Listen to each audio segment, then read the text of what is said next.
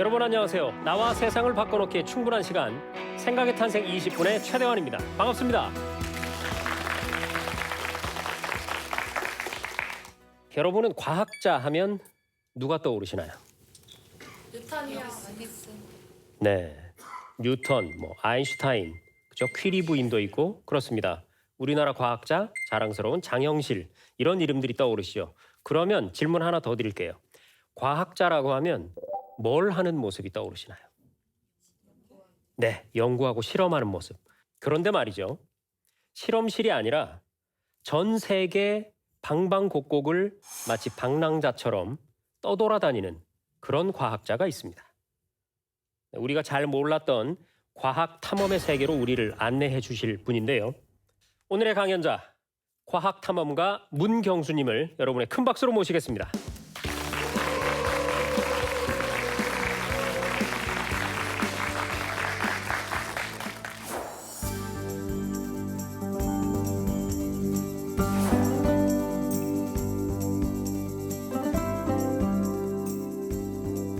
과학 탐험가, 일단 직함이 굉장히 새롭거든요. 그렇죠. 네. 정확히 무슨 일을 하는 직업인가요? 우리가 보통 탐험가라고 하면 어떤 일을 하는지 대부분 좀 기본적으로 아시잖아요. 네. 뭔가 위험을 무릅쓰고 어딘가에 가서 네. 뭔가를 발견하는 사람. 해리슨 포드. 그렇죠. 네. 그렇게 생각을 하는데 저는 앞에 과학이라는 단어가 붙었기 때문에 과학을 주제로 지구상의 여러 나라들을 탐험하고 있습니다. 이분은 아침에 눈 뜨면서 어느 곳이 궁금하다 하면 오후에 그곳에 가 계신 분입니다. 그렇게 이해하시면 되고요. 오늘부터 과학 탐험, 제주에서 화성까지라는 주제로 세 차례에 걸쳐서 우리에게 열띤 강연을 들려주실 텐데요. 그 첫 시간의 문을 여러분의 큰 박수로 열겠습니다. 네.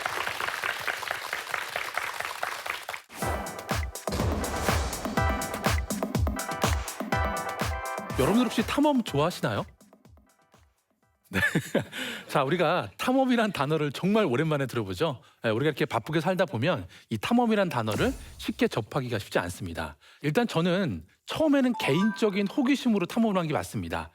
요즘 말하는 덕후처럼 이렇게 탐험을 취미처럼 시작을 했었는데 부끄럽게도 저는 고등학교 때까지만 하더라도 과포자였습니다. 여러분, 과포자가 뭐죠? 자, 그러면 수포자는? 네, 과학을 전혀 공부를 하지 않았던 그런 학창 시절을 보냈는데 그나마 이제 저희 때만 하더라도 이 남학교의 대부분의 사람들이 이과를 가는 그런 사회적 분위기가 있어서 저도 컴퓨터공학과에 입학을 했습니다. 자, 그리고 제가 졸업을 한 다음에 처음으로 입사했던 회사에서 제가 담당했던 프로젝트가 바로 화면에 보이시는 우리나라의 아리랑이라는 인공위성이 있습니다. 이 위성에 들어가는 관제 소프트웨어를 만드는 일을 했습니다. 자, 그 일은 뭐냐면 이 위성이 지구 궤도를 잘 돌고 있는지 다른 곳으로 이탈하지 않는지 이런 것들을 모니터링하는 그런 소프트웨어였는데 그 어느 날 갑자기 이런 생각이 좀 들게 되더라고요. 아니, 우리 회사에서 만든 이 관제 소프트웨어를 탑재한 인공위성이 이 지구 궤도를 돌면서 계속 뭔가 신호를 보내고 이 지구 이미지를 찍어서 차곡차곡 보낸다고 생각을 하니까 갑자기 아무런 준비도 안 됐는데 이 고등학교 시절 이후로 절교 선언을 했던 이 과학과 우주가 가슴으로 훅 들어왔습니다. 마치 운명적인 사랑을 만났을 때처럼. 자, 여러분들은 운명적인 사랑을 만났을 때 어떤 기분이 드셨나요? 네, 기억이 안 나시는 건가요? 아니면 아직 못 만나신 건가요? 네, 뭔가 좀 가슴이 두근거리고 설레게 되죠. 자, 저도 그래서 다음 날부터 약간 평범했던 일상이 조금 달라 보였습니다. 자, 퇴근하고 집에 갈 때 둥근 보름달이 떴으면 평상시 같으면 날 샜네, 달 떴네 이러고 말았을 텐데 그 다음 날부터 도대체 저 달이 왜 지구랑 이 정도 거리를 유지하면서 매일 저렇게 모양이 바뀔까? 그리고 별이 반짝이는 거는 데이트할 때 와 이쁘다고 하는 거 많은 거였는데 도대체 저 별이 빛나는 원리가 뭘까? 이렇게 알아두면 쓸데없는 그런 것들에 대해서 관심을 갖기 시작했고 너무 궁금하니까 책을 한번 열어봤습니다. 그래서 정말 머리털 나고 처음으로 과학 교양서라는 걸 제가 처음 보게 됐는데 그때 봤던 책이 바로 미국의 아주 유명한 천문학자죠. 칼 세이건이라는 천문학자가 썼던 코스모스라는 책이었습니다. 정말 우주의 경이로움을 서정적인 문장으로 잘 표현하는 정말 뛰어난 천문학자면서 작가입니다. 자, 그래서 저처럼 과학을 포기한 사람들을 하나 둘씩 모아서 급기야 저희는 과학책을 읽는 독서 모임을 만들었습니다. 자, 그래서 같이 읽다 보니까 조금 이해하는 게 수월하더라고요. 자, 하지만 역시나 과포자들이 함께 책을 읽기에는 분명 한계가 있었습니다. 그래서 한 서너 달 지나니까 한 서너 명이 앉아 있는 거예요. 그래서 대책회의를 하던 중에 한 친구가 이런 얘기를 했습니다. 야, 우리가 이렇게 도서관에서 책만 볼 게 아니라 이 책 속의 배경 속으로 한번 탐험을 떠나보면 어떻겠냐. 그렇게 돼서 저희가 이 12년 전에 6명이서 탐험대를 만들어서 호주 사막으로 처음 탐험을 떠났습니다. 자, 근데 탐험을 떠나니까 확실히 다른 건 있었습니다. 그게 뭐였냐면 책에서 본 거를 현장에 가서 직접 만져보게 되니까 야, 알아간다는 즐거움이 이렇게 재미난 거구나. 이거를 왜 내가 30살이 다 돼서 이거를 느끼게 됐나. 이런 느낌을 받았습니다. 자, 그래서 이때를 계기로 1년에 한 번씩 지구상에서 과학적으로 의미가 있는 곳들을 한 곳, 두 곳씩 탐험을 하기 시작했습니다. 자, 하지만 이 탐험이라는 게 늘 즐거울 수만은 없겠죠. 탐험을 하다 보면 이런 상황도 벌어지게 됩니다. 자, 저희가 이제 네 번째 그 호주에 탐험을 갔을 때인데 이 저희가 타고 왔던 자동차가 이 조그만 물 웅덩이에 빠지는 바람에 차를 버리고 걸어 나온 적이 있습니다. 자, 바로 그 걸어 나오면서 첫날 노숙을 했을 때의 그 장면인데요. 결론적으로 말씀드리면 저희는 3일 반나절 동안 약 200km를 걸어서 호주 원주민 마을에 도착을 해서 목숨을 구할 수가 있었습니다. 자, 그런데 이렇게 3일 동안 걸어 나오면서 가장 견디기 힘들었던 거는 하루 종일 걸어도 주변 풍경이 바뀌지 않는다라는 거. 이게 정말 큰 공포였습니다. 자, 하지만 저희는 아주 간단한 과학 상식을 하나 알고 있어서 그나마 이 위험을 조금 지혜롭게 모면할 수가 있었는데요. 바로 이것 때문입니다. 자, 여러분 이게 뭐죠? 별자리죠? 자, 우리가 학창시절에 별자리로 방향을 찾을 때 어떤 별을 기준점으로 삼았죠? 그렇죠. 북극성이나 북두칠성이지만 호주는 남반구이기 때문에 위도가 낮아서 그 두 별이 보이지 않습니다. 자, 대신에 화면에 보이시는 것처럼 남십자성이라는 별이 있는데 저 남십자성 별에서 요 가운데 간극만큼 꼬리 방향으로 4.5배를 연장하면 저기가 정남쪽입니다. 자, 그래서 밤이 되면 우리가 저쪽 방향으로 체력 안배만 잘해서 갈 수 있다라면 충분히 살 수 있다라는 그런 확신 같은 게 있었다라는 거죠. 네, 그래서 어쨌든 저렇게 조난을 당해서 힘든 점도 많았지만 사실 그 탐험을 하면서 느꼈던 그런 감동 그리고 내가 미처 알지 못했던 그런 신비한 과학의 세계를 알아간다는 것에 대해서 정말 큰 저는 희열을 느꼈습니다. 자, 그래서 한국으로 돌아온 다음에 제가 본격적으로 좀 이 과학 탐험이라는 거를 좀 직업적으로 해봐야 되겠다라는 생각이 들어서 그 조난을 당했던 호주로 다시 돌아갔습니다. 그런데 일단 사막 탐험을 하려면 사막 지형을 잘 알아야 되겠죠. 그래서 현재 여행사에 취직해서 일을 하면서 시간을 보냈는데 일을 하면서 사실 일이 끝나면 딱히 할 만한 게 없었습니다. 자, 그래서 돈 안 들이고 문화생활할 수 있는 게 뭔가 가만히 생각해봤더니 배운 게 도둑질이라고 도서관과 박물관에 가는 게 최고의 선택이었습니다. 그래서 일이 끝나면 하루도 빼놓지 않고 도서관과 박물관에 출근 도장을 찍어서 도서관 사서분도 친구가 되고 박물관 큐레이터분들도 다 친구가 되는 그런 관계로까지 발전을 했습니다. 자, 그러던 어느 날 제가 여느 때처럼 도서관에 갔더니 이 사서분이 저를 반기시면서 야, 종수야, 너한테 딱 맞는 책이 나왔다라는 거예요. 이거 한번 읽어보라는 겁니다. 그래서 그 책을 딱 봤는데 정말 저한테 딱 맞는 책이었어요. 하지만 더 놀라웠던 거는 이 책의 저자였던 바로 화면에 보이시는 마틴 반 크라넨동크라는 나사 과학자가 썼던 책인데요. 그런데 제가 이 저자 이름을 보는데 너무 이 저자 이름이 익숙한 겁니다. 그래서 어디서 봤나 가만히 떠올려 봤더니 제가 나름 과학 덕후다 보니까 지난 10년 동안 정말 수백 편의 과학 다큐멘터리를 봤습니다. 그때마다 항상 지구대기의 산소가 어떻게 만들어졌는지를 설명할 때 늘 카우보이 모자를 쓰고 사륜구종차를 타고 나와서 설명해 주던 과학자였는데 바로 그 사람이었습니다. 자, 그래서 그날 밤에 집에 가서 이 흥분된 마음을 가라앉히고 용기를 내서 이 과학자한테 만나고 싶다고 장문의 메일을 썼습니다. 자, 그런데 또 일주일 뒤에 답장이 오게 됐고요. 그래서 이 과학자를 이렇게 만나게 됐습니다. 자, 그리고 나서 이제 인터뷰를 이제 요청을 했더니 저한테 잘 인터뷰를 해줬고요.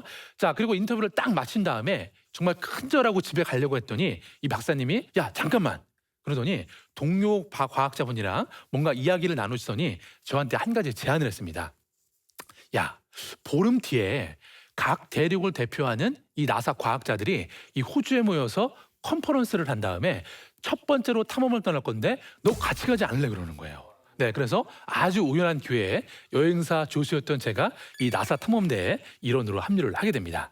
자, 그래도 정말 보름 뒤에 이렇게 기적 같은 일이 벌어졌습니다. 이 호주 사막 한복판에 다큐멘터리에서 보던 이 슈퍼스타 과학자 23명과 제가 단체 사진을 찍을 줄 누가 알았겠습니까? 이때 그 마음을 굳이 표현하자면 아마 요즘에 소녀 팬들이 방탄소년단을 봤을 때 느낌과 똑같았을 겁니다. 저한테는 이 과학자들이 방탄소년단이었고 이 과학자들이 저한테는 우상이었다는 거죠. 자, 그런데 왜 이 과학자들이 이 호주 사막에 오냐면 바로 저 돌멩이 색깔 때문에 그렇습니다. 여러분, 저 돌멩이 색깔이 어떤 색깔이죠? 약간 붉은색이죠. 자, 왜 붉은색이냐면 산화철 성분이 많아서 그렇습니다. 자, 그래서 우리 눈에는 그냥 단순하게 붉은 돌로 보이지만 나사 과학자들 눈에는 저 지역이 지구상에서 화성이랑 가장 유사한 지질학적인 구조가 가장 유사하다고 추정하기 때문에 이 화성 탐사를 준비하기 위한 여러 가지 연구와 훈련들을 이 현장에서 수행을 하는 겁니다. 혹시 스트로마톨라이트라고 들어보셨나요? 제가 간단히만 설명을 드리면 화면에 보이시는 저 버섯처럼 생겨있는 동그란 바위 안에 광합성을 해서 산소를 만드는 미생물이 살고 있습니다.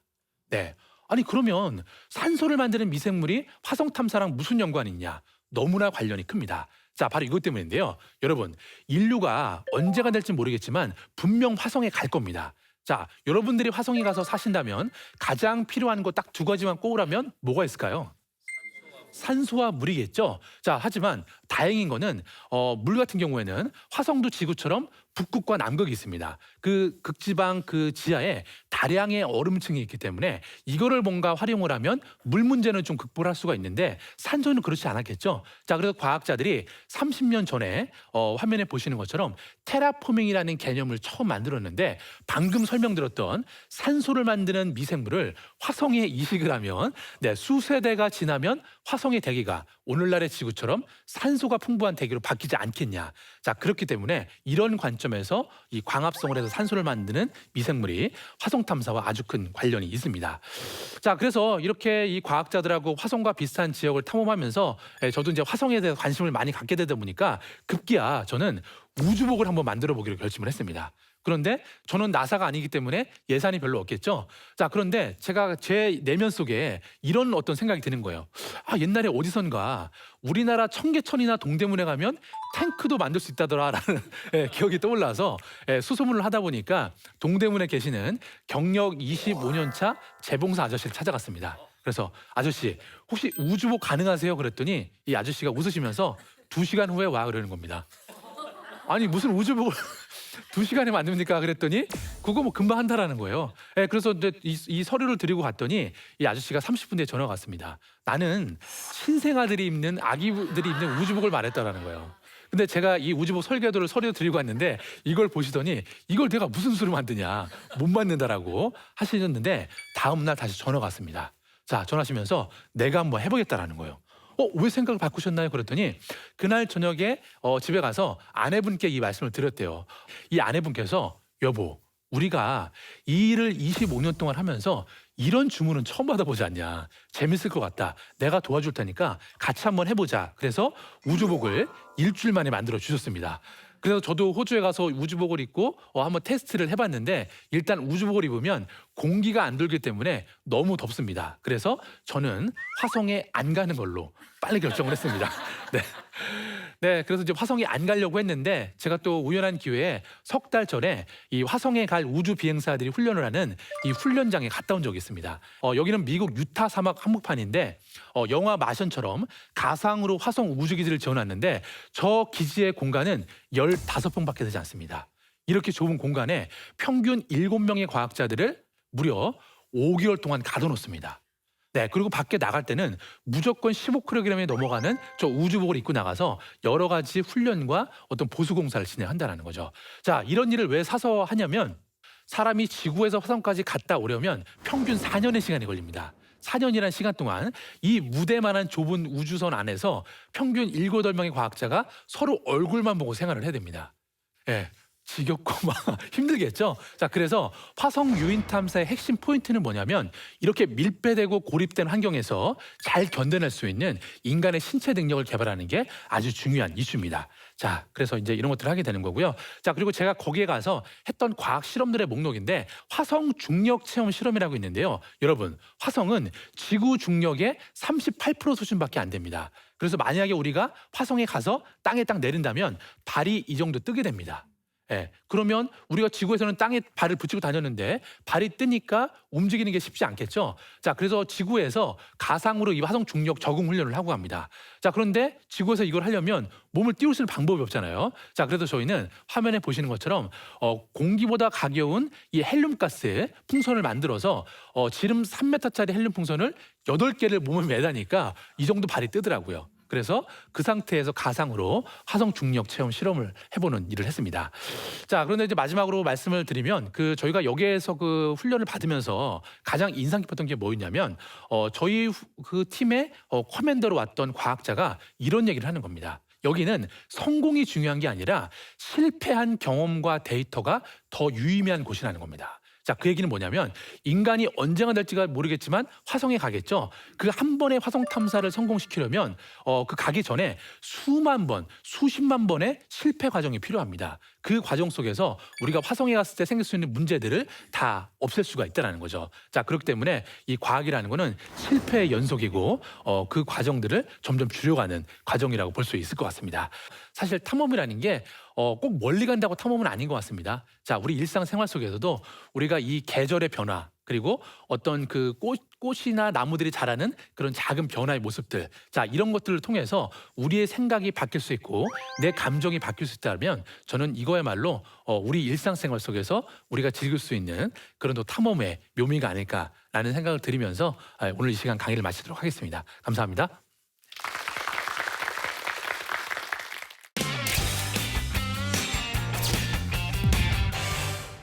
네, 말씀 잘 들었습니다. 네, 정말 재밌네요. 감사합니다. 네. 한때 과포자, 과학 포기자였던 분이 어떻게 나사에까지 가게 되고 과학 탐험가라는 신종 직업을 갖게 됐는지 그 과정을 저희가 들어봤는데요. 사실 라멜 같지가 않은 게요. 네. 저도 학교 다닐 때는 과학에 그렇게 흥미가 많지가 않았거든요. 네네. 그런데 이제 나이가 들고 나니까 정말 재밌는 거예요. 그래서 제가 스스로 이 돈을 지불하고 네. 책을 과학 관련 책을 막 구입해서 보는 게 취미가 돼버렸어요. 와. 네, 그래서 이런 저도 늦었지만 과학 탐험가가 될 수 있을까요? 그럼요. 사실 이 과학 탐험가라는 게 사실 뭐 특별한 사람만 하는 게 아닙니다. 예, 결국 과학에 관심만 있고 호기심만 있다면 누구나 도전할 수 있는 거기 때문에 이 사회자분처럼 일단 과학 책들을 많이 보시고 한 가지 더 팁을 드리자면 제가 썼던 방법인데요. 과학 다큐멘터리를 많이 보시는 게 도움이 많이 됩니다. 네. 왜냐하면 이 다큐멘터리라는 거는 그 분야의 최고 전문가들의 인터뷰 그리고 그 최신 현장에 대한 이야기가 담겨 있기 때문에 그 어떤 교과서보다도 가장 좋은 저는 1시간짜리 교과서가 아닌가 그런 생각을 하기 때문에 다큐멘터리랑 책을 많이 보시면 탐험가가 될 수 있습니다, 여러분. 할 수 있어. 네, 고맙습니다. 과학 탐험 제주에서 화성까지 두 번째 강연에서는 또 어떤 흥미진진한 얘기를 들려주실지 잔뜩 기대가 됩니다. 힘찬 외침으로 1강을 마무리하겠습니다. 생각의 탄생 20분 고맙습니다. 네.